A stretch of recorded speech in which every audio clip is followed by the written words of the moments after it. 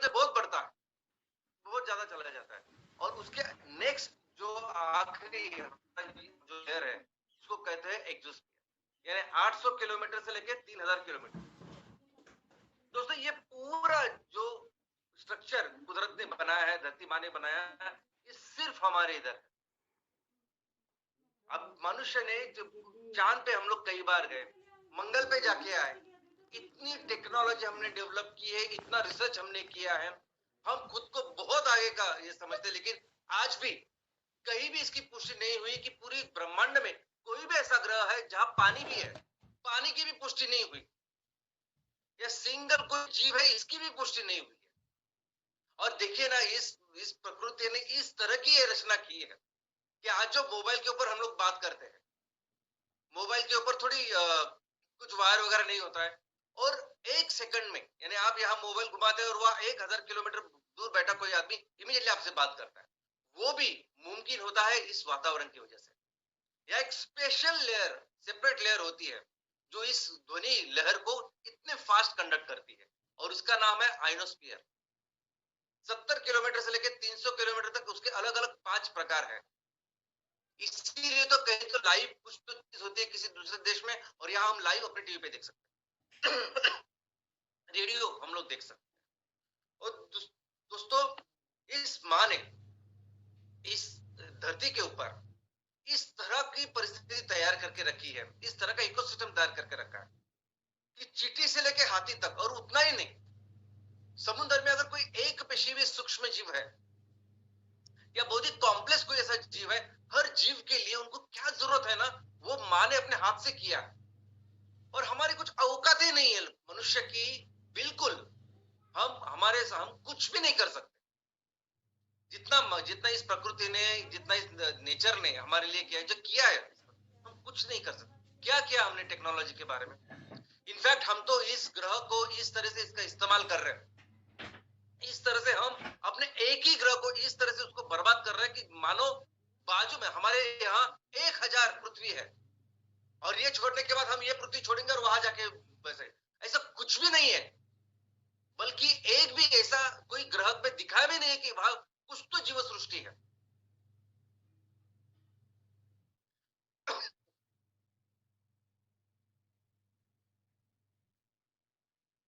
जितना भी रिसर्च हमने किया है, ये जितना भी हम जो टेक्नोलॉजी की बात करते हैं, सबसे डेवलप्ड चीज की बात करते हैं, क्या क्या हमने, वहां अमेरिका में कुछ ऐसी कंपनियां जो भी स्पेस टूरिज्म में है, यानी क्या करती है कि जैसे हम हवाई जहाज में एक जगह बैठते हैं और दूसरी जगह जाते हैं, वैसे उन्होंने क्या किया कि आपको वो रॉकेट में बिठाते हैं, और रॉकेट से फिर वो वातावरण के जो लास्ट लेयर है वहां तक लेके जाते हैं, और फिर से लेके आते हैं। यही हमारी लिमिट है दोस्तों। पूरे ब्रह्मांड में अपनी पृथ्वी जैसी कोई भी दूसरा ग्रह है ही नहीं। ये छोड़ेंगे, अगर कुछ हो गए तो हम रह ही नहीं सकते, और हम ही नहीं, ये सारे जीव। और ये जो दिखाते हैं ना पिक्चर में, ये पिक्चर में दिखाता है ना कि हमने ये ग्रह छोड़ा, दूसरे ग्रह पे जाके बस गए। ये अलग अलग तरह के ग्रह है, अलग अलग तरह की दुनिया है, आपस में लड़ रहे हैं, झगड़ रहे हैं। ये सब जो दिखाते हैं ना मूवी में, पिक्चर में, ये सब मनोरंजन है। 1% का छोड़िए, लेकिन 0.000% भी कुछ सही नहीं है। ऐसा असलियत में कुछ भी नहीं है। हमारे पास सिर्फ एक ग्रह है, और वो है पृथ्वी। और ये हवा जो है ना, ये स्पेशली इस कुदरत ने हमारे लिए तैयार करके रखी। ये हवा जो है ना, जिसकी वजह से ये पूरा ये जीना, ये दुनिया, ये सब मुमकिन हुई है। और इसका भी इतना अच्छा संतुलन, बैलेंस कुदरत ने किया है कि जैसे हमें ऑक्सीजन लगता है, हम ऑक्सीजन लेते हैं, कार्बन डाइऑक्साइड छोड़ते हैं, वहां वनस्पति को कार्बन डाइऑक्साइड लगता है और ऑक्सीजन छोड़ता है। पानी में आने अलग रिक्वायरमेंट वो करके रखे, तो पूरा बहुत अच्छा संतुलित ऐसी परिस्थिति इस प्रकृति ने, धरती माँ ने Recording stopped. और दोस्तों Recording in progress. तो आप जिस प्रदेश में रहते हो, जिस देश में रहते हो, जिस जिले में रहते हो, जिस प्रदेश में रहते हो, वहां की हवा कैसी है, वहां की हवा कैसी है, वो ये दिखाते हैं कि आप अपने आजू बाजू की जो पर्यावरण है या पर्यावरण संतुलन है, इसका कितना ख्याल रख रहे हैं। ये हवा बताती है कि आप कितना ख्याल रख रहे हो इस प्रकृति का, और इस प्रकृति का खुद का सिस्टम है। अगर हमने कुकर्मों से इस हवा को खराब भी किया, तो प्रकृति का अपना एक सिस्टम है कि वो इस हवा को फिर से प्यूरिफाई करता है।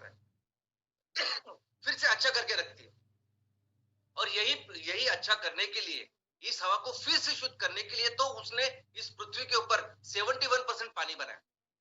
इसलिए उसने इस पृथ्वी के ऊपर जंगल बनाए, ताकि अगर हमने कुछ खराब गंदगी भी की तो भी वो साफ करे और फिर से शुद्ध हवा हमें लाके रखे।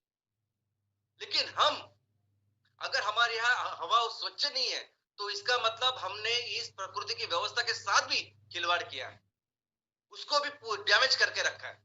हम अपने डेवलपमेंट के नाम पे ये जंगलों को काट रहे हैं, एक जगह पे पानी खराब कर रहे हैं और हवा को प्रदूषित कर रहे हैं। दोस्तों, आज भारत के सामने, हमारे देश के सामने सबसे गंभीर समस्या पर्यावरण को लेकर अगर कोई है तो वो है हवा का प्रदूषण, एयर पोल्यूशन। बिना हवा के हम एक मिनट भी जिंदा नहीं रह सकते। और ये हवा, इसको हमने इतनी बुरी तरह से खराब करके रखा है कि आज पूरी दुनिया में एयर पोल्यूशन में हम नंबर 1 है। पूरी दुनिया में एयर पोल्यूशन की वजह से जितने मौतें होती है, जितने लोग मरते हैं, सबसे ज्यादा लोग आज भारत में मर रहे हैं। एयर पोल्यूशन जैसे एयर जिस जगह पे आप रह रहे हैं, वहां की जो हवा है वो ये दिखाती है कि वहां कितने बड़े पैमाने में हम जीवाश्म ईंधनों को जला रहे हैं। हम उस पावर प्लांट को कितने खराब क्वालिटी का कोल का हम लोग इस्तेमाल कर रहे हैं। हम कैसे हमारे शहरों का कचरा, गांव का कचरा, बायोमास, हम इसको ऐसे ही जला रहे हैं और इस हवा को और बर्बाद और खराब करते जा रहे हैं। और यही रिजल्ट है कि हम पूरी दुनिया में जो सबसे खराब, ऐसे 50 जो शहर है प्रदूषण में सबसे खराब, दुनिया में जो 50 शहर है उसमें से 39 भारत के हैं। जो पहले 20 शहर है जो सबसे खराब, सबसे प्रदूषित है, उसमें से 13 भारत के हैं। रिपोर्ट तो ये कहता है कि भारत में जो लोग रहते हैं, जिनको मिनिमम जो अच्छी शुद्ध हवा मिलनी चाहिए, जो स्टैंडर्ड है, बहुत अच्छी तो छोड़ दीजिए, जो स्टैंडर्ड है उस स्टैंडर्ड के नीचे 92% लोग रहते हैं भारत के। 92%। अभी हमारे यहाँ जो ग्रामीण जनता है, आधे लोग हमारे गांव में रहते हैं। अगर आप कहते हैं कि प्रदूषण सिर्फ होता है उस गाड़ियों की वजह से, प्रदूषण सिर्फ होता है कंस्ट्रक्शन की वजह से, तो गांव वाले जो लोग हैं वो क्यों इस कंडीशन में रह रहे हैं?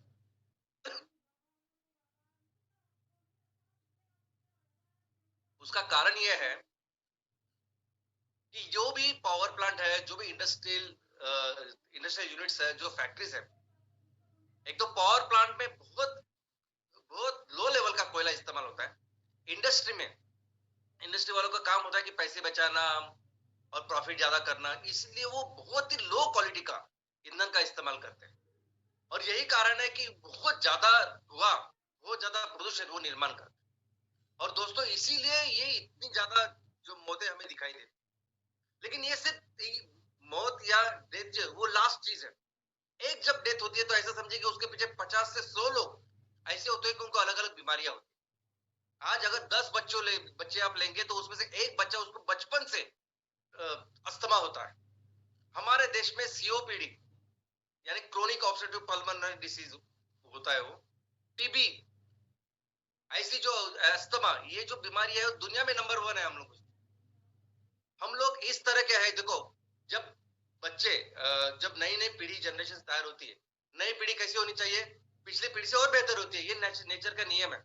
हमारे देश में नहीं हो रहा है। हमारे देश में इतना प्रदूषण है कि कई तो गांव के यहाँ जहां ज्यादा प्रदूषण है इन चीजों में, तो बच्चे माँ के पेट में मर रहे हैं। और जब बच्चे पैदा भी हो रहे हैं तो बहुत लो बर्थ वेट, यानी उनका वेट बहुत कम होता है, उनको कई सारी बीमारियां होती है। और ये सब कुछ ये हो रहा है इस एयर पोल्यूशन की वजह से। और दोस्तों, अभी एयर पोल्यूशन यानी इस एयर में, इस हवा में क्या क्या गंदगी है, तो हर प्रदेश में अलग अलग तरह की गंदगी हो सकती है। लेकिन पूरी दुनिया के लिए एक इंडेक्स बनाया गया है। एक इंडेक्स यानी ताकि हम देख सके कि कौन से शहर, कौन सा देश इस एयर पोल्यूशन में कितना आगे, कितना पीछे, ऐसा सब कुछ है। और ये जो इंडेक्स है उसे कहते हैं एयर क्वालिटी इंडेक्स, AQI। और इसके पैरामीटर, इसमें क्या देखा जाता है हवा में, वो आपके सामने है। सबसे पहले तो particulate matter 10, particulate matter 2.5 micron. उसके बाद है नाइट्रोजन डाइऑक्साइड, उसके बाद है O3 यानी ओजोन, बाद में carbon monoxide, sulphur dioxide, ammonia, lead, ऐसा सब कुछ है। तो वैसे तो जैसा मैंने कहा कि रीजनल डिफरेंसेस है, लेकिन एक यूनिफॉर्मिटी चाहिए। इसलिए सबसे महत्वपूर्ण जो है पॉल्यूटेंट, वो उन्होंने सामने लाके रखे इस एयर क्वालिटी इंडेक्स में। लेकिन अगर ये सभी जो पूरे दुनिया में जितने भी पॉल्यूटेंट है उसको कम करके अगर सबसे महत्वपूर्ण जो पहले 10 है अगर वो सामने रखे आपके, तो उनसे भी सबसे महत्वपूर्ण क्या है? अगर एक इंडेक्स हो, अगर एक चीज हो, एक पैरामीटर हो जो दिखाए कि आपकी हवा कितनी शुद्ध है और कितनी खराब है, तो एक वो चीज क्या है? तो एक वो चीज है पार्टिकुलेट मैटर। पार्टिकुलेट मैटर यानी क्या? हवा में तो वायु होना चाहिए, हवा में तो सब गैस होना चाहिए, वायु होनी चाहिए। अगर उस हवा में घनरूप पदार्थ है, धूलिकण है, तो उसे कहते हैं पार्टिकुलेट मैटर। और सबसे इंपॉर्टेंट क्या है कि उसका साइज, उस पार्टिकुलेट मैटर जो है वो क्या साइज में वो देखते हैं। तो एक तो साइज है 10 माइक्रोन का और दूसरा है 2.5 माइक्रोन का। लेकिन अगर एक सिंगल पैरामीटर अगर आपको कंसीडर करना है तो सबसे इंपॉर्टेंट है ये पार्टिकुलेट मैटर है, धूलिकण। कौन से साइज के? 2.5 माइक्रोन। ये माइक्रोन क्या होता है? तो हमारा ये जो बाल है, ये बाल का जो डायमीटर है वो 50 से 70 माइक्रोन है। यानी एक बाल से आप अगर काटेंगे तो 8 से 10 माइक्रोन के आपके अलग अलग पार्टिकल तैयार होंगे, इतनी सूक्ष्म। लेकिन उससे भी सूक्ष्म होते 2.5 माइक्रोन वाले। यानी एक जो बाल है उसको ऐसे कट करेंगे तो उससे 20 से लेके 40-50 ऐसे छोटे छोटे ऐसे धूलिकण तैयार होते हैं। आपके चित्र में अभी ये जो बाल, ये जो दिखाई दे रही है ये बाल है, और ये जो दिखाई दे रहा है वो उसके धूलिकण है छोटे छोटे। नीचे पत्थर जैसा जो आपको दिखाई दे रहा है, जो समुद्र का सबसे छोटी जो रेत होती है उसकी साइज दिखाई गई है। तो ये जो धूलिकण है जो इतने छोटे से साइज के, और जितना छोटा धूलिकण उतना ज्यादा हानिकारक, उतना ज्यादा पॉइजनस, उतने ज्यादा अपायकारक। ऐसा क्यों? तो दोस्तों, हम सांस जब लेते हैं, हम ऑक्सीजन लेते हैं, कार्बन डाइऑक्साइड छोड़ते हैं। अब हमारे इस शरीर में जो हर टिश्यू है ना, हर सेल, हर पेशी, सिंगल छोटी सी पेशी पूरे बदन में वो जब काम करती है ना, उसको भी लगता है ऑक्सीजन।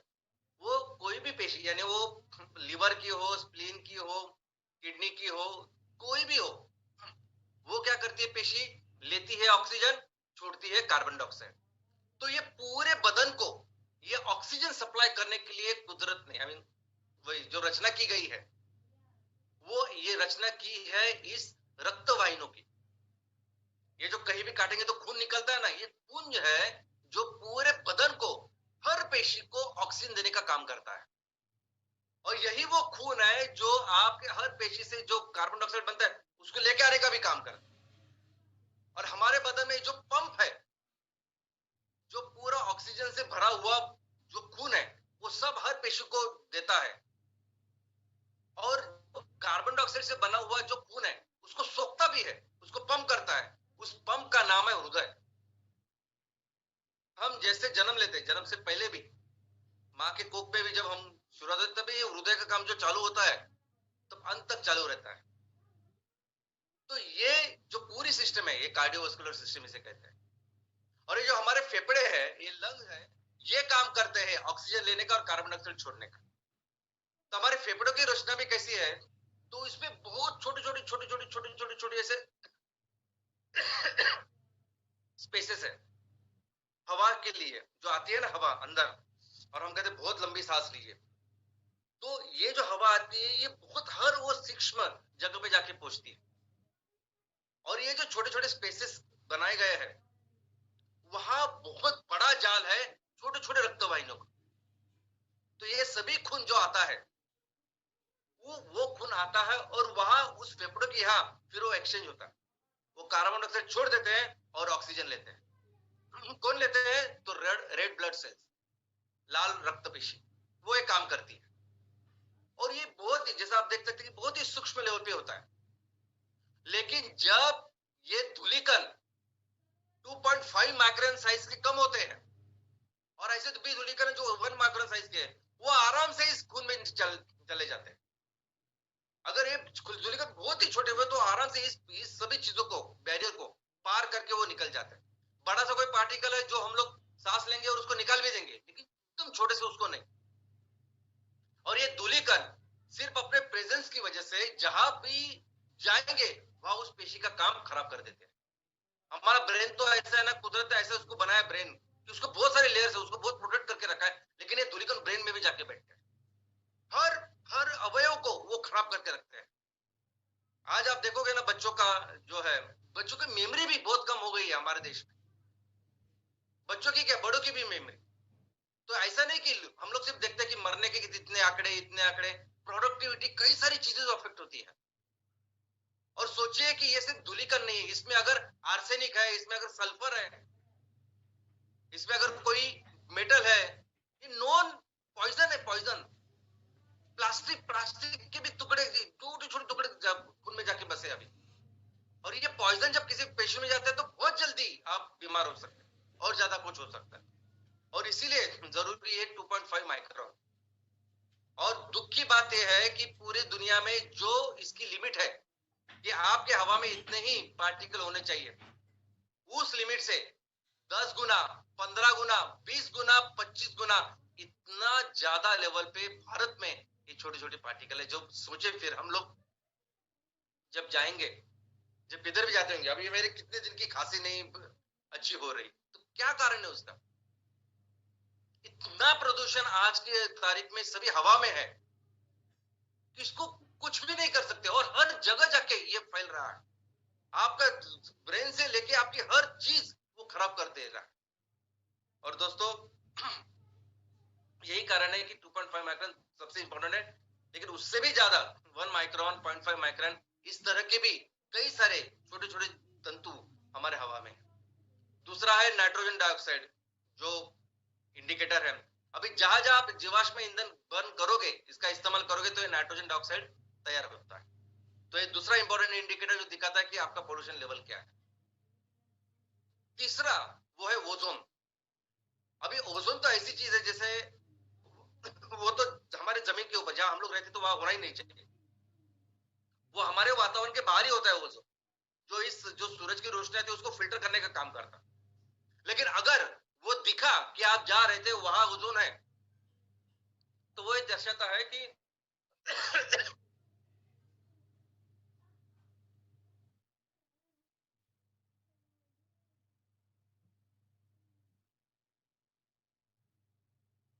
तो ये ओजोन ये दर्शाता है कि आपके यहाँ पोल्यूशन का लेवल बहुत ही ज्यादा है। क्योंकि ये कब तैयार होता है? आपके यहाँ जमीन के ऊपर जब बहुत ज्यादा जीवाश्म ईंधन आप जलाते हो, एनॉक्स का निर्माण करते हो, बहुत ज्यादा बायोमास कचरा वहां जलाते हो, वोलाटाइल जो लिक्विड वोलाटाइल से उसको तैयार करते हो, और ये वोलाटाइल मैटर और ये एनॉक्स वो मिलके बनाते हैं O3 यानी ओजोन। तो ओजोन इसलिए वहां दिखाया गया है कि अगर आपके यहाँ ओजोन दिखता है हवा में, तो समझ लेना कि आपके यहाँ बहुत ज्यादा, बहुत बड़े लेवल का प्रदूषण। नेक्स्ट है सल्फर। सल्फर तो ऐसी चीज है कि जिसके ऊपर पूरी दुनिया की नजर है। आज जितने भी ईंधनों का हम लोग इस्तेमाल करते हैं, वो सभी ईंधन, पेट्रोल से लेके, डीजल से लेके, कोयले से लेके, सब कुछ कितना शुद्ध है, कितना खराब है, वो डिपेंड करता है उसके सल्फर के ऊपर। इतना सल्फर इंपॉर्टेंट है। ये BIS तो नॉर्म्स है, ये यूरो नॉर्म्स है 5, 6, ये सब इसके ऊपर है कि आपके पेट्रोल डीजल में कितना सल्फर है। क्योंकि ये सल्फर डायरेक्ट पॉइजन है। इस सल्फर ऐसा खाओगे आप ऐसे मर जाओगे। और इतना ज्यादा वो तबाही करता है हमारे इन सिस्टम्स की, रेस्पिरेटरी, कार्डियो। और सबसे ज्यादा इफेक्ट या प्रभाव किस पे होता है? बच्चों के ऊपर होता है, बूढ़ों के ऊपर होता है। और इस तरह का काम ये सल्फर करता है। और बाकी की ये जो कार्बन मोनोऑक्साइड, अमोनिया, लेड, ये सभी आते हैं जब बहुत बड़े स्केल पे आप इस जीवाश्म ईंधन का उपयोग करते हो। लेड तो जैसे मेटल है, हमारे हवा में, हमारे देश के हवा में अगर आप देखो तो कई सारे मेटल्स आपको दिखाई देंगे। स्पेशली अगर माइन के आजू बाजू कहीं आप है, पावर प्लांट के आप यहाँ हो, तो बहुत बड़े स्केल पे ये मेटल्स भी हमारे हवा में दिखाई देते हैं। भारत की लेकिन जहां तक बात है, तो भारत का एक बहुत बड़ा प्रॉब्लम है, वो है इंडोर एयर पोल्यूशन। बाहर हवा में जो पोल्यूशन होता है वो होता ही है, घरों में जो पोल्यूशन है वो बहुत बड़ा प्रॉब्लम है भारत में। क्योंकि उससे बहुत बड़े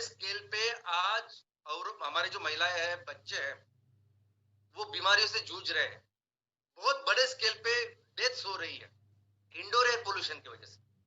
25% जो पीएम है, पार्टिकुलेट मैटर, वो आता है इंडोर एयर पोल्यूशन। और उसका कारण यह है कि हमारे यहाँ 43%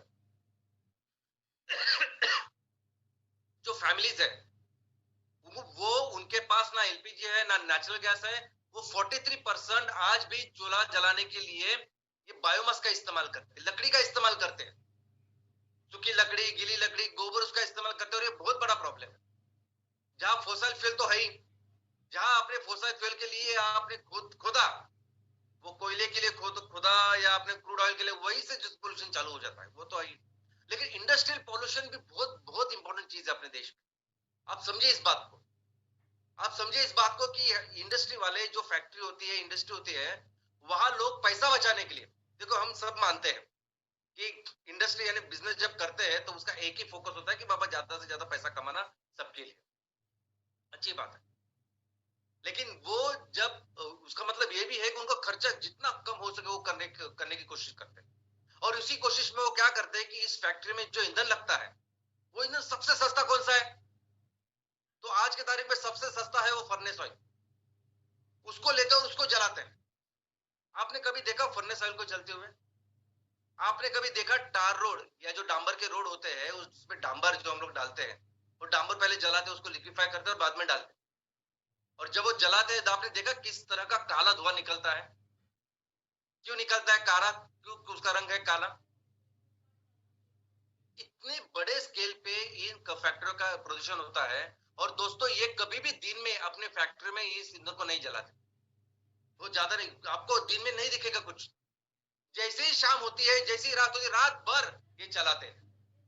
और यही यही कारण है, मैं आपको बोलता हूँ कि सुबह सुबह हम सुबह एक्सरसाइज के लिए क्यों जाते हैं? सुबह जल्दी उठो, जाओ, शुद्ध हवा आपको मिलेगी, ताजा हवा में आपको मिलेगी। आप जाते हैं, हम लोग सब जाते हैं, प्रकृति का जो नियम है उसके हिसाब से सही है। 4, 5, 6 बजे जब आप उठते हो, जाते हो, तो सबसे स्वच्छ शुद्ध हवा आपको चाहिए। लेकिन ऐसा नहीं हो रहा है। सभी शहरों में अगर आप देखोगे तो सबसे ज्यादा पोल्यूशन कब है पता आपको? वो ये सुबह के वक्त में 4, 5, 6 बजे, रात भर ये जब ये ईंधन जलाते हो तो सबसे ज्यादा आपको पोल्यूशन, सबसे ज्यादा स्मॉग सुबह है। और बाद में धीरे धीरे धीरे धीरे कम होता है, फिर दोपहर को 3, 4, 5 बजे कम होता है। क्यों ऐसा पैटर्न है? अभी मुंबई का पैटर्न मैंने आपके सामने रखा है। ये जो काली रेखा है ये पोल्यूशन है। और देखो नीचे क्या टाइम है, रात को 12 बजे से लेके वो टाइम है। और ये मुंबई का नहीं है सिर्फ, ये दिल्ली लीजिए, फरीदाबाद लीजिए, चेन्नई लीजिए, बैंगलोर लीजिए, कोलकाता लीजिए, हर जगह में लोग इस तरह की बर्बादी कर रहे हैं, इस तरह के इस ईंधन को जला रहे हैं। और यही कारण है कि आज पूरे इस 2022 में हम 5वें स्थान पे थे पोल्यूशन। हमारे ऊपर सिर्फ बांग्लादेश, कुवैत, छड़ और जो ही था। लेकिन वो इतना काफी नहीं है, वो तो पूरे साल का है। एक इंपॉर्टेंट एक रिपोर्ट 2022 में प्रकाशित हुआ है। उस रिपोर्ट का नाम है environmental performance index, EPI report. ये रिपोर्ट तैयार करते हैं वर्ल्ड इकोनॉमिक फोरम। क्यों करते तैयार? क्या उद्देश्य है रिपोर्ट तैयार करने के लिए? क्योंकि वो चाहते हैं कि जो भी डेवलपमेंट हो, इकोनॉमी के नाम पे जो कुछ चल रहा है हमारा डेवलपमेंट, वो सही रास्ते पे चले, सस्टेनेबिलिटी के रास्ते पे चले, नहीं तो दुनिया खत्म हो जाएगी।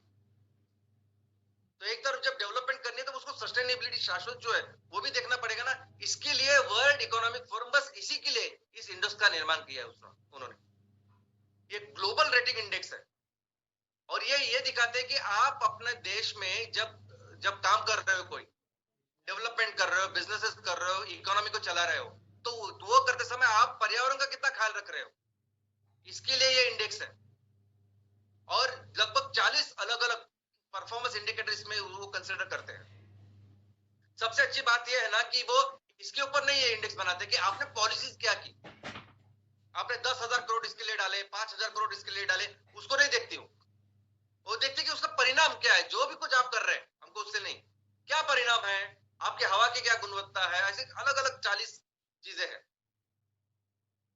उनका ऑब्जेक्टिव है कि क्लाइमेट चेंज परफॉर्मेंस आप लेके बेटर करें, एनवायरनमेंट जो उसकी हेल्थ है उसको बेटर करें, और इकोसिस्टम है उसका सबसे इंपॉर्टेंट ख्याल रखें, तब क्योंकि इकोसिस्टम है तो हम लोग हैं। 180 देशों के को पकड़ के ये अहवाल प्रकाशित होता है, हर 2 साल में ये अहवाल होता है, ये प्रकाशित होता है। और इस साल अभी 2022 में ये प्रकाशित हुआ और इसका रिजल्ट ये है कि 180 देश में सबसे बॉटम में अगर कोई देश है तो वो है भारत। हमारे आजू बाजू के जितने भी देश है, छोटे से लेके बड़े से लेके कोई भी, वो हमसे ऊपर है। इतना एनवायरनमेंट परफॉर्मेंस में हम ऐसे आखिरी है, तो सोचिए क्या परिस्थिति है। और दोस्ती यही है कारण कि हमने इस एमसीएल की स्थापना की, यही चेंज करना है। हम पहले बहुत सारे साल हमने तो एनजीओ जैसे काम किया, मैंने, मेरी टीम ने, और बाद में जब बिजनेस का निर्माण किया, इसीलिए इसको चेंज करने के लिए ही हमने एमसीएल की स्थापना की। ये प्रॉफिट करना, ये वैल्यूएशन करना, कंपनी को बेच के बहुत सारे पैसे कमाना, ये बिल्कुल हमारा मकसद नहीं है। इसके पीछे हमें पता ही है क्या, इनफैक्ट और ये पिछले 20 सालों में हम लोग देख रहे हैं कि ये परिस्थिति और गंभीर दिन ब दिन होती जा रही है और हमको कंपलसरी इसको बदलना है। अभी क्या कारण है कि इसके वजह से एयर पोल्यूशन होते हमने देखे, अब ये दिल्ली के कारण है अलग अलग, वैसे हर सिटी के आपके अलग अलग कारण है। ऑफकोर्स जो ग्रॉस है बायोमास फार्मिंग, कोयला, ईंधन, यही सब कुछ है।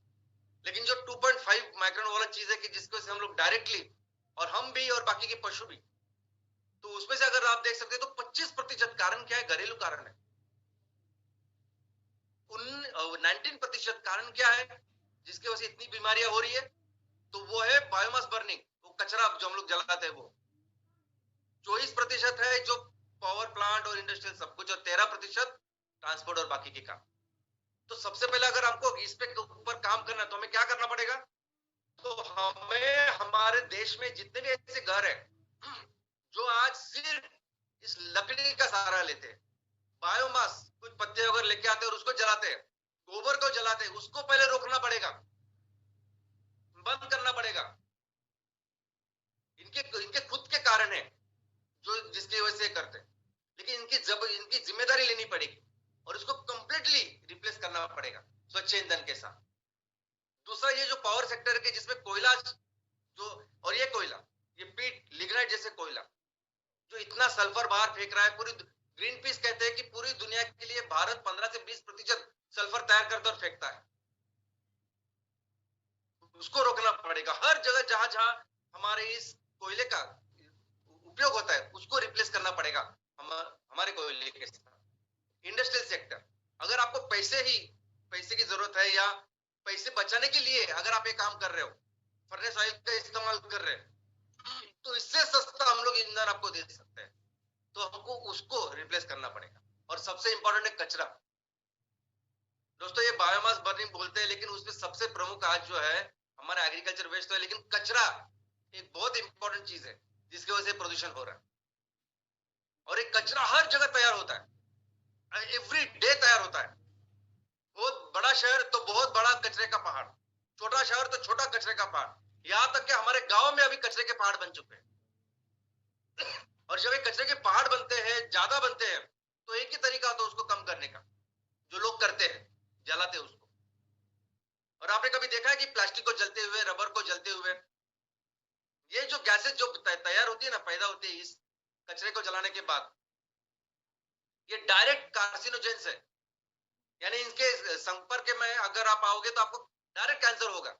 ये एक्सरे जैसा है, ये जो रेडियो एक्टिव एलिमेंट है उसके जैसा है, लेकिन वहां तो कम से कम रेडियो एक्टिव एलिमेंट या एक्सरे जहां होता है वहां उस रेडिएशन को सोखने के लिए मेटल्स होते हैं, या ऐसा कुछ नहीं होता।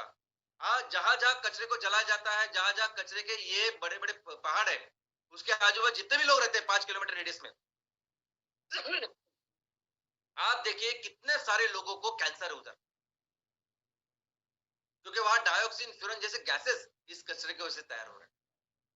और दोस्तों इसीलिए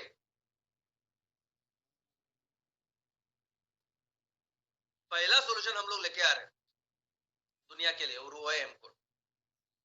मैं आपको बता दूं कि ये कुकिंग सिस्टम जो है, अगर इसको भी हमने इमीडिएटली अर्जेंट बेसिस पे रिप्लेस किया, पहले तो 43% जो लोग है, 43% जो हमारे भारत में रहने वाले जो परिवार है वो सिर्फ और सिर्फ बायोमास और गोबर जला रहे हैं, उसको पहले बंद करना होगा।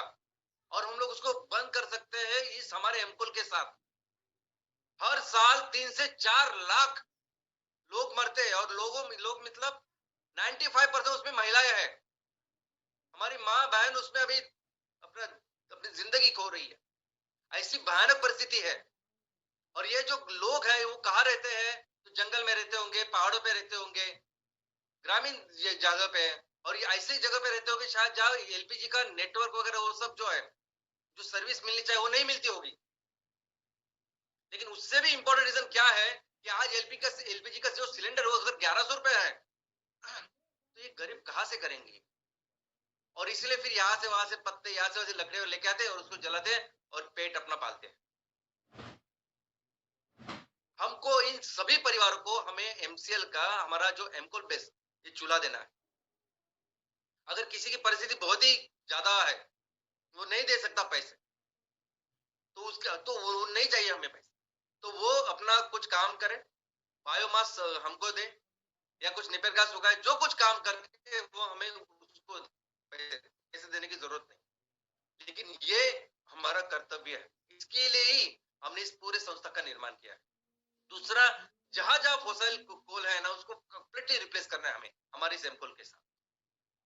यानी ये ऐसा है ना, ये लोग अगर पैसा कम करने के लिए, आई मीन फैक्ट्री चलाने के लिए ये कोयले जलाते हैं और हवा में ये सब कुछ डाल रहे हैं, लेकिन पूरे दुनिया की जो या पूरे देश की हम लोग बात करते हैं, पूरे देश के लिए खतरा तैयार कर रहा है। जैसे कहीं किसी बस स्टॉप पे अगर हम लोग खड़े हो, हमारे बाजू का अगर कोई सिगारेट या धूम्रपान कर रहा है, तो सिर्फ उसको तकलीफ नहीं होती, हमको भी होती है। वैसे कर रहे हैं सब लोग। और ये भी हमारी जिम्मेदारी कि जहां जहां ये कोयला इस्तेमाल हो रहा है, वहां वहां कंपलसरी इसको रिप्लेस करें हमारे एमकोल के साथ। क्योंकि परिस्थिति ऐसी है आउटसाइड, परिस्थिति इतनी गंभीर है कि हमें कंपलसरी इसको करना पड़ेगा। और अगर पैसे कम कम करने के लिए, बचाने के लिए, अगर आप फर्नेस ऑयल को इस्तेमाल कर रहे हैं, एलडीओ का इस्तेमाल कर रहे हैं, तो फर्नेस ऑयल भी आज 30, 35, 40, 45 रुपए का है। 40-45 रुपए का है फर्नेस ऑयल। तो उसको रिप्लेस कर सकते हैं हम लोग 15 रुपए के इस कोयले के साथ। वो करना पड़ेगा, हमको कंपलसरी करना पड़ेगा। जहां जहां डीजल जनरेटर्स है जो 80 रुपए 90 रुपए का डीजल इस्तेमाल कर रहे हैं, उसको रिप्लेस कर सकते हैं हम लोग अपने एमकोल के साथ। तो उनका भी पैसा बचता है, और ये हवा शुद्धिकरण का जो काम है उसमें हम लोग कर सकते हैं। लेकिन एक इंपॉर्टेंट चीज है जिसके ऊपर हमें काम करना है, और बहुत इंपॉर्टेंट काम है, वो है बायोमास। ये बायोमास और वेस्ट उसको जलाने का, उसको बंद करना। दोस्तों, जब हम कहते हैं कि हमने जिम्मेदारी ली है, हमारा कर्तव्य है, तो भारत एक ऐसा देश है कि जहां बहुत बड़ी मात्रा में किसान एग्रीकल्चर खेती होने के बाद वो जो भी कचरा होता है उसको जलाते हैं, क्योंकि इतने बड़े स्केल पे वो कचरा तैयार होता है। आज भी 60% लोग एग्रीकल्चर में काम करते हैं, उनको वहां से रोजगार मिलता है। और इतनी बड़ी हमारी खेती है, तो जब भी खेती करते हैं तो एक कचरा तैयार होता है, और ये हमारा कर्तव्य है, इसको हम खरीदें। मुझे कई सारे ऐसे ईमेल आए, मुझे पूछा गया कि आज जब हम लोग हमने फैक्ट्री शुरुआत की है, तो हमारे आजू बाजू बहुत सारा ऐसा कचरा है एग्रीकल्चर का, चलो उसको खरीदते हैं, उसको खरीदते और एमकोल बनाते हैं। लेकिन दोस्तों वो करना है, लेकिन आज नहीं। आज अगर हमने एलओआई ली है, यानी हमारे इस एमकोल के ऑर्डर्स लिए हैं, तो हमने उनको स्पेसिफिकेशन दिया है कि हम बेस्ट मटेरियल करके नेपियर घास आपको उसका उपयोग करेंगे, और ये सब उसकी चीजें होगी। और उसके बेस पे आज अगर ग्राहकों ने हमें लेटर ऑफ इंटेंट या हमें ऑर्डर्स दी है हमारे इस प्रोडक्ट के, तो पहले उनका जो विश्वास है, उनको जो वादा किया है, उसको पूरा करना पड़ेगा। पहले उसको एमकोल बनाना पड़ेगा जो नेपियर घास के बेस पे हो, उनको देना पड़ेगा विद सर्टिफिकेशन। लेकिन उससे भी जरूरी है हमारे किसान, ये 10,000 15,000 जो किसान है जिनको हमने वादा किया है कि आप ये नेपियर घास उगाइए, हम खरीदेंगे आपसे और एक अच्छा इनकम देंगे आप। ये सब बहुत सीधे साधे लोग हैं, हमारे मन में कुछ भी हो, लेकिन अगर हमने शुरुआत की इस कचरे से, वो क्या बोलेंगे? कई सारी कंपनियां बोलने के लिए कुछ बोलती है, करती कुछ और है। ऐसा है कि नहीं? कितने सारे अनुभव उन्होंने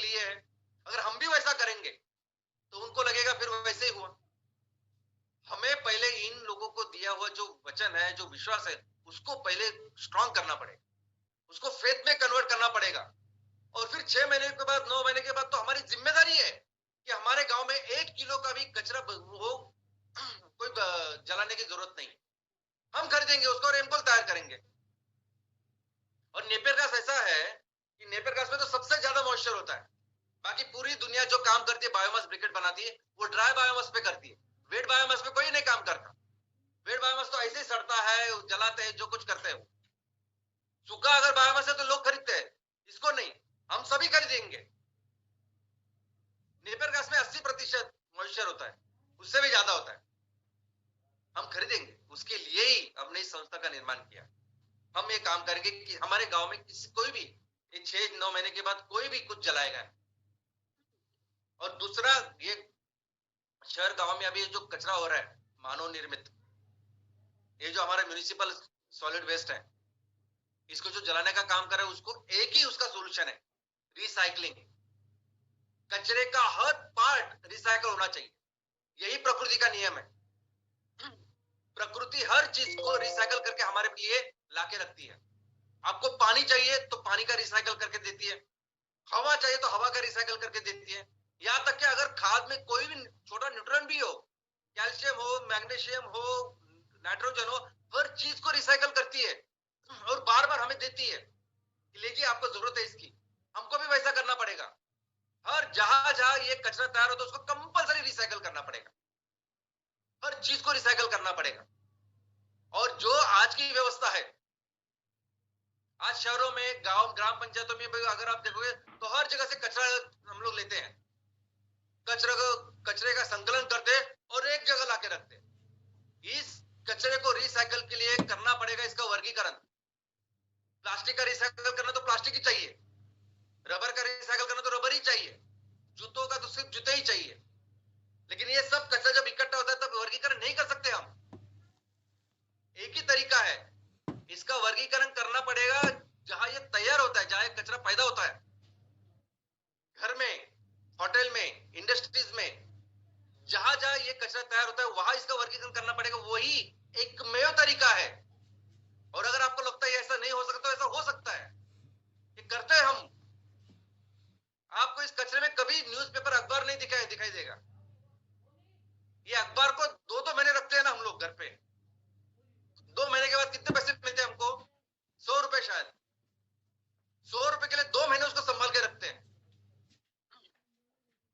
ये जो कचरा हर दिन तैयार हो रहा है ना, इसको हर दिन लेके जाने की जरूरत नहीं है। हर दिन तो वही सिर्फ कचरा लेके जा सकते हैं जो सड़ता हो, जो खराब होता है 12 घंटे के बाद। और अगर शहरों में रह रहे हैं, आपको पता है कि बायोगैस यूनिट नहीं लगा सकते, तो कंपोस्ट लगा देंगे, खाद तैयार करेंगे, जो कुछ है वो। लेकिन कोई भी कचरा वहां लेके जाने की जरूरत नहीं, जब पहाड़ के यहाँ। और बाकी के जो भी कचरे हैं उसको भी थोड़ा सा इकोनॉमिक वैल्यू देते हैं ना। हर तरह का कांच है, कांच हो गया, ई वेस्ट है, ये कपड़े हैं हमारे, ये खराब जूते हैं आपके। कोई भी चीज लगती है कि जो कचरा करके जाता है आज कचरे की तरह, लोगों को बोल सकते हैं हम कि आप इसको सिर्फ संभाल के रखिए, हफ्ते में एक बार लेके हम लोग लेके जाए। हफ्ते में एक बार बहुत अच्छी बात है। और हो सकता है कुछ ऐसे कचरे हो जो 3-4 दिन के बाद आते हैं। आजकल जोमेटो, स्विगी ये सब बहुत बढ़ गया, पार्सल बहुत मंगाते हैं हम लोग अमेजोन से, यहाँ से वहां से, तो उसका जो वेस्ट है वो भी ज्यादा बढ़ गया है। वो लगे तो हर 3-4 दिन में हम लोग लेके जा सकते हैं। यही तरीका है, क्योंकि दुनिया में एक ऐसा शहर है जो 0 वेस्ट के लिए जाना जाता है, और वो शहर है जापान में। और उनका यही तरीका है। उन्होंने उनके शहर में 1500 परिवार है, और उस 1500 परिवार से जो कुछ कचरा निकलता है ना, उसका वर्गीकरण उन्होंने 54 अलग अलग चीजों में किया है, हेड के ऊपर किया। ये गीला और सूखा से कुछ नहीं होगा। सिर्फ गीले में सही डालिए और सूखे में डालिए, आपको पता है गीले में क्या क्या होता है, कुछ नहीं होगा उससे। और सूखे से भी ऐसा कुछ नहीं। उनको हर चीज, यानी छोटी छोटी भी अगर चीज है, मेटल का भी कुछ है, यानी बॉटल का ऊपर का जो ढक्कन होता है वो भी अगर है तो उसके लिए भी उसकी व्यवस्था है। जो भी लगता है उसकी व्यवस्था है, और वही तरीका है दोस्तों। हमें भी अपने शहरों में, गांव में हमें एक तो हमें जिम्मेदारी लेनी है कि हम जिस ग्राम पंचायत में काम करेंगे, जिस वार्ड में काम करेंगे, हम उसको जीरो वेस्ट बना के रखें। तो हमारे यहाँ कौन सी चीजें हैं, क्या क्या इस्तेमाल करते हैं लोग, तो वैसा वर्गीकरण करें, और वही एक तरीका है जीरो वेस्ट करने का। तो हमारे ये ग्राम पंचायत लेवल के जितने भी एंटरप्रेनर है, उद्योजक है, और हमारा जो प्रोजेक्ट है एयर पोल्यूशन को देखें, तो हमारा सबसे इंपॉर्टेंट जो फोकस है कि अपने गांव में जितने भी लोग हैं, ऐसे लोग कि जो आज बायोमास का इस्तेमाल कर रहे हैं चलाने के लिए, कंपलसरी उनको देना है हमको एमकोल का चूल्हा, कंपलसरी कर्तव्य है हमारा, जिसके लिए हमने शुरुआत की। ऑफ कोर्स आने वाले दिनों में तो पूरा एलपीजी भी हमको रिप्लेस करना है, लेकिन पहला प्राथमिक कर्तव्य वो है। और दूसरा, हमारे गांव में कोई भी कचरा, कोई भी ये जो बायोमास का वेस्ट है, वो जलना नहीं चाहिए। खरीदेंगे हम गैस के ऊपर इसको चलाएंगे थोड़ी देर, और बाद में जो लगेगा, एक बार हम लोग एस्टेब्लिश हो गए और लोगों को बताया कि देखो हम बता के करेंगे सब कुछ, जो कुछ है वो, हम किसी का विश्वास नहीं ब्रेक करेंगे। तो उस तरह का हर ग्राम पंचायत में हर हमारा एंटरप्रेन्योर ये काम करेगा। उसके अलावा शहरों में हम हर वार्ड के ऊपर एक हमारा एमसीएल अर्बन प्रोजेक्ट की शुरुआत करेंगे, और जहां का हमारा जो उद्योजक है उसका इमीडिएट वो क्या काम करेगा, तो उसका पहला ही काम होगा जीरो वेस्ट बनाना, रिसाइकलिंग। और हर वो चीज जो मिलती है कचरा करके, एक रिसोर्स है, उसको किसी रिसाइकलिंग इंडस्ट्री के साथ टाई अप किया जा सकता है। हम लोग कुछ रिसाइकल के यूनिट डाल सकते हैं और उसको बेच सकते हैं, वैल्यू एडिशन कर सकते हैं, एक अच्छा पैसा उसको, एक अच्छा इनकम उनको सिर्फ इसी एक्टिविटी से उसको मिल सकता है। यानी समझे, जैसे कबाड़ी वाला होता है, वो क्या करता है, रद्दी लेता है, प्लास्टिक लेता है, ये लेता है और अच्छे दाम पे बेचता है, वैसे आपको करना है ना। अब हमें अपने वार्ड में ये सब करके हमारे उद्योगों को एक अच्छा इनकम मिलेगा उससे, और इतना बड़ा प्रॉब्लम भी वो सॉल्व करेगा। और ये ऐसी चीज है ना, छोटी छोटी प्रॉब्लम्स है, मैं आपको बोलता हूँ, ये मच्छरों का बहुत बड़ा प्रॉब्लम होता है, हर जगह पे, गांव में है, और छोटी चीज है उस मच्छरों को पूरी तरह से, यानी हमारा वार्ड जीरो वेस्ट भी होगा और जीरो मॉस्किटो भी होगा। ऐसा काम भी अगर आप करोगे तो कितने लोग दुआ देंगे हमको इस चीजों के लिए। लेकिन मेथड समझिए आप कैसे करेंगे इसको, क्योंकि जब भी अगर आप एमकोल का वो प्रेजेंटेशन लेके कहीं जाओगे, एमकोल को लेके कहीं जाओगे आप किसी इंडस्ट्री के पास कहीं भी, और उनको आप बता रहे, समझा रहे हो एमकोल के बारे में, तो आपकी भूमिका, आपकी तरफ देखने का नजरिया क्या होता है उनका, सेल्समैन, ये सेल्समैन है और इसको कुछ बेचना है। और फिर वो बताएंगे, अरे हम तो अपना कोयला 8 रुपए से, 10 रुपए से, 11 रुपए से, 12 रुपए से लेते हैं, भले उसके कोयले की जो कैलोरीफिक वैल्यू है ना, उससे दुगनी कैलोरीफिक वैल्यू हमारे अनटोरिफाइड एमकोल की है, फिर भी ऐसी बातें करेंगे क्योंकि आप सेल्समैन है ना। अभी एक तो ऐसी बात नहीं है कि हम महंगा कुछ बेचेंगे, हम तो उनके पैसे भी बचाएंगे, कोई भी हो, आज कोयले का इस्तेमाल कर रहा है, एफओ का कर रहा है, डीजल का, सबके पैसे बचाएंगे हम लोग, वो एक अलग बात है। लेकिन ये जो नजरिया है देखने का कि आप सेल्समैन करके आए, पहले इसको चेंज करना होगा। अगर आपको कोरोना हुआ है, आप सीरियस है, भयंकर आईसीयू में एडमिट है, वेंटिलेटर पे है, तो आप पूछोगे कि अगर कोई दवा आ रही है आपके पास बचाने के लिए, आपको आप देखेंगे दवाई कितने पैसे की क्या है, वो मुझे परवड़ती है कि नहीं, ऐसा होता है क्या कभी? आज हम लोग जो काम कर रहे हैं ये दुनिया बचाने का काम है, कंपलसरी काम है ये, तभी जाके ये एकमेव जो प्लानेट है वो बच सकता है, कोई दूसरा तरीका नहीं है, ये बताना पड़ेगा, समझाना पड़ेगा, और यही काम है हमारा। कुछ बेचने नहीं जा रहे हम लोग किसी के पास। एमकोल का जो भी काम कर रहे हैं आप, मैं, हम सभी लोग, ये दुनिया बचाने का काम कर रहे हैं हम लोग, और लोगों को समझना चाहिए कि हम लोग क्या काम करके, और ये कैसे समझाएंगे, उसका एक ही तरीका है, और वो तरीका है जब वो जो लोग खरीदार है वो इस आंदोलन का हिस्सा बने, उनको भी समझ में आएगी कितने जरूरी है ये काम करना, कितनी भयानक परिस्थिति आज बाहर है। ये एक में, पूरे ब्रह्मांड में एक में ये ग्रह है, ये पृथ्वी है, जिसके ऊपर ये जीवन है, ये दुनिया है, और सिर्फ हमारे लिए सबकी, और कंपलसरी कंट्रीब्यूट करना चाहिए इसके लिए, इसको बचाने के लिए। और ये this is the only way, यही काम करना है। आपको कहीं यहाँ वहां घूमने की जरूरत ही नहीं है एमकोल को बेचने के लिए। ये आंदोलन तैयार करिए आप, पूरी जनता आपके साथ होगी। और दोस्तों ये करने का सिर्फ एक ही तरीका है और वो है सैटरडे सेशन, दूसरा कोई तरीका नहीं है। परिस्थिति इतनी भयानक है बाहर कि हर दिन वैसे तो करना चाहिए हम लोगों ने सैटरडे सेशन, इतनी भयंकर परिस्थिति है। लेकिन मैं कहता हूँ हफ्ते में एक बार, हफ्ते में एक बार अपने इस ग्रह के लिए, अपने इस दुनिया के लिए, पृथ्वी के लिए, इस हवा के लिए, गांव के लिए आपको खड़ा होना चाहिए। इफेक्टिव सैटरडे सेशन करने चाहिए आपने। अगर तहसील के लेवल पे हो तो तहसील में आज तो कितना मुमकिन हो गया है कि वो व्हाट्सएप है, फेसबुक है, आप टारगेट कर, I mean, आपके तहसील में हर जन को समझ सकता है कि एक तो एक कोई बंदा है जो हर हफ्ते या ऐसे अच्छे काम के लिए कुछ करता है। 1, 2, 4, 5, 10, 15 जब आपके होंगे वीकली, जब आप रेगुलरली करोगे दिल से, आपको पता नहीं आप क्या करोगे। तहसील में कितने इंपॉर्टेंट जगह है, वहां बोर्ड लगाइए परमानेंट। इस हफ्ते का जो सैटरडे सेशन है उसका ये विषय है। विषय भी लगे तो आप एक रखिए, जैसे मैं रखता हूं सुजलाम सुफलाम, जो भी आपको लगता है अपने तहसील की इंपॉर्टेंस वैसे रखिए। हर ग्राम पंचायत में कंपलसरी सैटरडे सेशन होना चाहिए, कंपलसरी। अभी इस एक ग्राम पंचायत में कितने नुक्कड़ रहेंगे, कितने चौक रहेंगे, रखिए ना 2-4 बोर्ड कंपलसरी कि हर शनिवार शाम को 7 बजे हम लोग यहाँ मिलते हैं गांव के विकास के लिए। जो भी सोमवार रविवार जो भी रहेगा वो हर वार्ड में कितने सारी चीजें, कितनी सारी जगह रहेगी बताइए। 4-5 ही जगह रहेंगे तो उस 4-5 जगह पे रखो ना आप अपने बोर्ड। करते हैं हम लोग, है ऐसे कि जो इसके लिए तैयार हुए और इसके लिए ही काम करते हैं। देखिए आज शाम को ये डॉक्टर बात करने वाले, ये वकील बात करने वाले हैं, या जो भी कोई समाज सुधारक वो बात करने वाले, वो गांव के लिए कुछ बोलने वाले हैं। सिर्फ ये 2-3 महीने करिए, आप समझेंगे कि आप क्या कर रहे हो, किस तरीके से लोग आपके साथ जुड़ेंगे।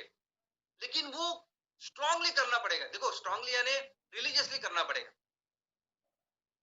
यानी एक कंपलसरी जो रिचुअल है, जो कंपलसरी यानी डेडिकेशन के साथ उसको करना पड़ेगा। अभी देखो मैं अपनी परिस्थिति आपको बताता हूं, मैं हर हफ्ते यानी चाहे वो दिवाली हो, ईद हो, कोई भी दिन हो, मैं हर हफ्ते हर शुक्रवार को यहाँ रहता हूं आपके साथ, और जो कुछ चीजें आपके सामने रखता हूं मैं, और आपके सामने जो कुछ करता हूं वो भी आपके सामने है। कॉम्प्रोमाइज नहीं करते हम लोगों के साथ, बाकी की कंपनी जैसा काम भी नहीं करते हम ना। हम अपने कंपनी को बेचते हैं, पैसे के लिए कुछ करते हैं, वैल्यूएशन के लिए कुछ करते हैं, या किसी को खुश करने के लिए कुछ, ऐसा कुछ नहीं करते। सिर्फ अपने लोगों के बारे में पहले सोचते हैं और वैसे काम करते हैं। हर हफ्ते सिंसियरली जो भी चीजें आपके सामने रखता हूं मैं, और इसी की वजह से आज ऐसी परिस्थिति है कि आज ये पूरी जो एमसीएल की फैमिली बनी हुई है ना, इस तरह से बनी, लोग इतने डेडिकेटेडली काम करते हैं कि अगर उनके बारे में जब मैं सुनता हूं तो बहुत इमोशनल हो जाता हूं।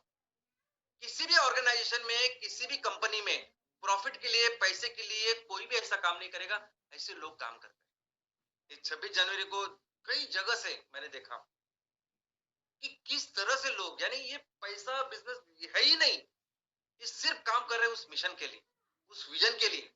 ये काम कर रहे हैं हमारी इस धरती माँ के लिए, अपने किसानों के लिए, और क्या काम कर रहे हैं। और मैं आप सभी का सबसे पहले तो बहुत आभारी हुई, लेकिन मैं बहुत धन्यवाद देता हूं उस माँ को भी, उस प्रकृति को, कि जिसने हम सबको मिला और इतने एक बहुत बड़े फैमिली का निर्माण किया। और ये क्यों हुआ, क्योंकि हर हफ्ते मैं आपके यहाँ सामने रह के ये सैटरडे सेशन करता हूं। और एक ऐसा अनुभव, यानी किस तरह से लोग जुड़े हुए हैं, एक ऐसा अनुभव अभी 2 दिन पहले मुझे आया। दोस्तों 2 दिन पहले हमारे ये 2 एमसीएल विलेज एंटरप्रेन्योर, एमवीपी के ओनर कर्नाटक से, बदामी तहसील से मुझे मिलने के लिए आए मुंबई ऑफिस। अनफॉर्चुनेटली मैं नहीं था, और मैं सबके सामने उनकी माफी भी मांगता हूँ, माफी भी मांगना चाहता हूँ, और दिलगिरी भी व्यक्त करता हूँ कि मैं उनसे मिल नहीं सका। लेकिन क्या आप सोच सकते हैं, ये 2 हमारे जो उद्योजक है, पहले है डॉक्टर रघुवेंद्र रामदुर्ग, उनके ग्राम पंचायत है ममदगिरी, और दूसरे है मिस्टर प्रशांत भजंत्री, उनका ग्राम पंचायत है कित्तली। ये दोनों ही कौन से तहसील से है, बदामी तहसील से। जिला कौन सा है, बागलकोट, कर्नाटक। इतनी दूर से ये दोनों जब आए, सबसे पहले दोनों नहीं आए, अपने साथ उन्होंने इतनी सारी सब्जियां लाई, उन्होंने अपने खेतों में तैयार की हुई 100% ऑर्गेनिक सब्जियां इतने बड़े हमें इतना लाया कि क्या बताऊं मैं आपको। सब लोग वो देख के थक हो जाते थे कि इतनी सारी कैसे लाई इन दोनों ने, ऐसे नहीं गाड़ी में डाल के, ट्रेन से आए इस दोनों। और उन्होंने 4 साड़ियां भी लाई, जो कर्नाटक में घर में तैयार होती ना ऐसी साड़ियां, एक मेरी माँ के लिए, मेरा आई के लिए, एक प्राची मैडम के लिए, एक लवेश सर के फैमिली के लिए और एक मंगेश सर के फैमिली के लिए। अभी कौन करता है? इनके साथ उन्होंने जिंदा 2 मुर्ग भी लाए, अच्छे देसी मुर्ग। कौन करते हैं मुझे बताइए, कौन सी कंपनी है, कौन सी ऑर्गेनाइजेशन है, किसमें ऐसा सब कुछ होता है? इनमें बहुत मैं आपको बता नहीं सकता। ये सब देखने के बाद मुझे कितना अच्छा लगता है और मैं कितना शुक्रगुजार हूँ, आभारी हूँ आप सभी लोगों का, जो मिलके हम इतनी अच्छी एक फैमिली हमने बनाई। और दोस्तों ये सभी मुमकिन होता है सिर्फ और सिर्फ सैटरडे सेशन की वजह से। ये एक आंदोलन है और आपको सिर्फ ये आंदोलन करना है। एक जगह पे खड़े रहिए, आप एक जगह पर खड़े रहिए और बताइए लोगों को कि मैं अपने इस किसानों के लिए, अपनी धरती के लिए बस खड़ा और ये काम कर रहा हूं, जैसे संतों ने किया। ये मार्केटिंग हमारी परंपरा इसमें भी है ना। संत हर राज्य में है, किसी धर्म के लिए नहीं, लोगों के लिए पूरी जिंदगी भर उन्होंने प्रचार किया, अच्छी अच्छी चीजें लोगों को बताई। वैसे एक मकसद छोड़ के, जब एक मकसद लेके अगर आप खड़े रहोगे ना, तो दोस्तों हमारे समाज में कई सारे ऐसे लोग हैं जिनको पता है कितना बड़ा प्रॉब्लम है, जो चाहते हैं इसके लिए कोई तो खड़ा हो, काम करे कुछ। उनको पता नहीं कि क्या तरीका है इसको रोकने का। वो तो तरीका सोल्यूशन नहीं है किसी के पास, लेकिन बहुत सारे लोग मिलेंगे आपको जब ये काम करने लगेंगे। तो पावर प्लांट पे कोई मैनेजर के लेवल पे काम करेगा, कोई कर रहा हो ना, वो खुद से आपको कांटेक्ट करेगा। इतने स्ट्रांग है बनाइए ये, जहां जहां लोग करते हैं ना काम, खुद से आने चाहिए, सेल्समैन नहीं है हम लोग। अब समझिए इस बात को। ये सैटरडे सेशन, ये आंदोलन तब तक करना है जब आखिरी इंसान अगर हमारे तहसील में अगर कोई भी जीवाश्म ईंधन का उपयोग कर रहा है, एलपीजी से भी लेके उसको 100% रिप्लेस करना है हमारे किसानों ने तैयार किए हुए इस क्लीन फ्यूल के साथ। अगर कोई भी ऐसा 1 इंच भी खेती कर रहा है कैंसर की, केमिकल की, उसको 100% रिप्लेस करना है। और तब तक ये करना पड़ेगा और तब तक ये हम करेंगे। दोस्तों देखो, अगर हम जिंदा है, हमने जन्म लिया है, तो हमारी फैमिली है, हमारे माँ बाप है, बीवी बच्चे हैं, उनको पालने के लिए हमें पैसे कमाने पड़ते, ये अलग बात है। लेकिन जब आप जीते हो दूसरों के लिए, जब आपके काम की वजह से इतने सारे लोगों के जीवन में फर्क जब पड़ेगा, उनके लिए जब कुछ काम करोगे ना आप, तो उसके जैसा सुख आपको नहीं मिलेगा। और ये सिर्फ लोगों के लिए नहीं है। मैं तो हमेशा देखता हूं, जब प्रकृति की तरफ आप देखेंगे, कई सारे बेजुबान जानवर है ना, कौन उसका ख्याल रखेगा? और अगर हम लोग ऐसा कुछ काम कर रहे हैं कि उनके भी काम आ रहे हैं, उनके लिए कुछ अच्छा काम करें, तो हमारा जीवन ही मैं तो कहता हूं ना, ये बहुत बड़ा अवसर ये माँ ने हमको दिया, ये प्रकृति ने हमें दिया, दूसरे के लिए कुछ अच्छा करने। आपको दिया है, मुझे दिया है, हम सबको दिया है। और इसको दिल लगाकर करेंगे ना, तो सफल हो जाएगा हमारा जीवन। तो मैं चाहता हूं कि मिलके हम इसे करें। मिलके ये पूरी जो परिस्थिति है आज पोल्यूशन की वजह से, एयर पोल्यूशन की वजह से जो भारत की है, उसको पूरी तरह से हम लोग बदल के रखेंगे। धन्यवाद।